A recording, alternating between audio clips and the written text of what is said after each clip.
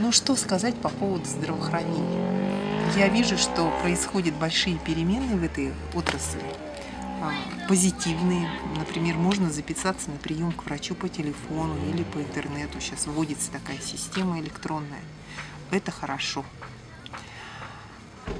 с одной стороны. Но с другой стороны, еще, возможно, народ не готов к этому, потому что когда электронная очередь, то всегда есть народ, который норовит попасть без записи.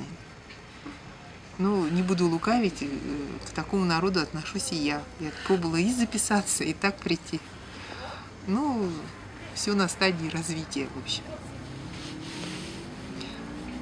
Ну, какие-то позитивные изменения, это радует. Строится новая больница. Вот. Какая?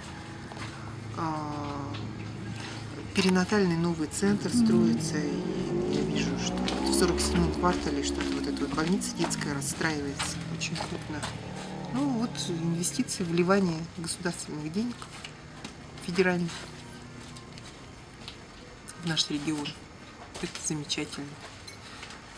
Вот эта программа, когда врачам, программа называется,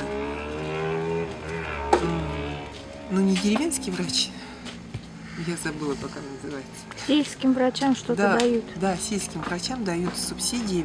Им дают квартиры, чтобы Да. они там жили. И работали. Это очень хорошая программа. Все-таки что-то делается.